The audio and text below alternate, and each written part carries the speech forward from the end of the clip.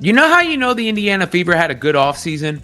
When even Sheryl Swoopes praises it. We've got a Sheryl Swoopes switch up. Sheryl Swoopes completely changed her opinion about Caitlin Clark on live TV. After spending a whole year saying Clark was overrated, overhyped, and wouldn't succeed in the WNBA, Swoopes is now praising the Indiana Fever star and her— Either you get on the bandwagon or you get left behind. Being a hater of Caitlin Clark and the Indiana Fever in Clark's rookie season, even insinuating that players would flee the team because of the attention around it. The basketball world is stunned. Nancy Lieberman ended her friendship with Sheryl Swoopes over these attacks. Cheryl Miller even called her a big dummy on a podcast. But now, as if none of it ever happened, Swoopes is acting like Caitlin Clark's biggest fan. The receipts don't lie, and I've got them all right here. Are you ready to break it all down and hear what Swoopes said? Let's go. To all of our surprises was somebody who's done nothing since 2023 but speak idiotically and speak like a delusional human being. The liar of them all. The king lie. The biggest projectionist of them all. I'm just going to make up things. Sheryl Swoopes. Remember when Sheryl Swoopes claimed Caitlin Clark was a 25-year-old playing against teenagers? That wasn't just a casual mistake. It was the start of a year-long campaign of misinformation. Let's dive into the receipts and break down Swoopes' bizarre vendetta against one of women's basketball's brightest stars. Also talk about how much more experience that gives you over other players coming in, right? So people say, dang, like he or she's killing them, but you have a 25-year-old playing against a 20-year-old. The timeline of Swoopes' attacks has been both consistent and consistently wrong. During Caitlin Clark's record-breaking college career, Swoopes launched her first major attack by questioning the legitimacy of Clark's NCAA scoring achievement. On Gil's Arena *, she boldly stated, if Kelsey Plum set that record in 4 years, well, Caitlin should have broken that record in 4 years. Ask me about Caitlin. If you're going to break a record, to me, if it's legitimate, you have to break that record in the same amount of time that that player set it. Okay. Right? So if Kelsey Plum set that record in 4 years, well, Caitlin should have broke that record in 4 years. But because there's a COVID year, and then there's another year, you know what I mean? So she's already had an extra year to break that record. So is it truly a broken record? This statement ignored a basic fact. Clark did break the record in 4 years, exactly the same time frame as Plum.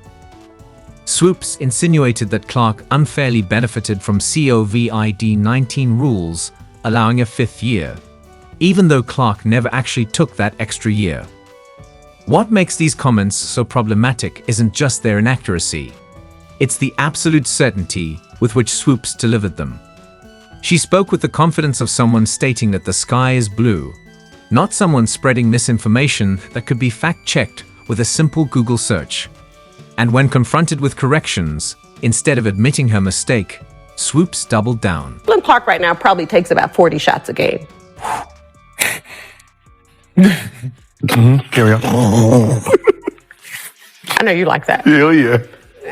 I said that because when she comes to the league, regardless of what team she goes to that has vets on that team, she probably ain't gonna get 40 shots a game. As Clark's career progressed, Swoopes' attacks evolved. When Clark was preparing to enter the WNBA, Swoopes confidently predicted doom. Will Caitlin Clark be a good pro? Absolutely. Will Caitlin Clark come into the WNBA and do what she's doing right now immediately? Absolutely not. Not going to happen. Well, guess what did happen? Clark dominated her rookie season, leading the entire league in assists, breaking 62 records, and claiming Rookie of the Year honors. She wouldn't be good. What I said was I didn't think Caitlin or Angel would come into the league and dominate immediately, which I don't think either of them did. Respectfully, there is absolutely no way, even when we're trying to sit here and play semantics about dominating, There's no way that anyone could ever leave this season in saying that both Caitlin Clark and Angel Reese didn't dominate. You would have to further explain what dominance means for you to not sit here and say that a player who is leading the league in assists while averaging 19 to 20 points didn't dominate that. Even as Clark proved her wrong on the court, Swoopes shifted her criticism elsewhere. This time targeting Clark's team, the culture around her, and her fan base. According to Swoopes, the circus created by Caitlin Clark's fandom had supposedly led to a toxic environment in the locker room. Wait. What could make a Hall of Famer like Nancy Lieberman end a 30-year friendship? As Swoopes continued her campaign against Clark, the basketball community's patience didn't just wear thin, it completely shattered. People in the Fever were like, that's not my point. There's a lot of other shit going on that players are like, this ain't where I want to be. Over there. Yeah. Yeah. Some new shit going on around there. It's a lot. Yeah. So you have players that are very significant on this Indiana Fever team that are like, I don't want to be here. This is where I want to be. The breaking point came when Lieberman, one of the most respected voices in women's basketball, tried to have a private conversation with her longtime friend Swoopes.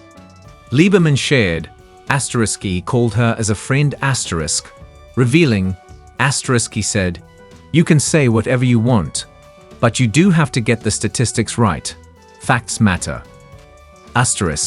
This wasn't just a casual disagreement between colleagues. This was Lieberman trying to salvage both the truth and a friendship. 10. Swoopes didn't take the criticism well.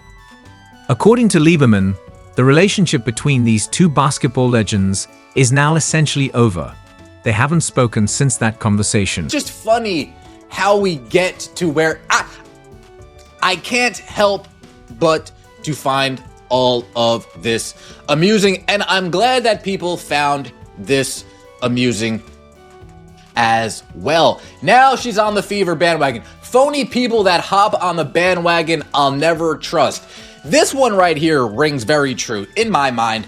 She's just overhyping our additions to hedge her bets.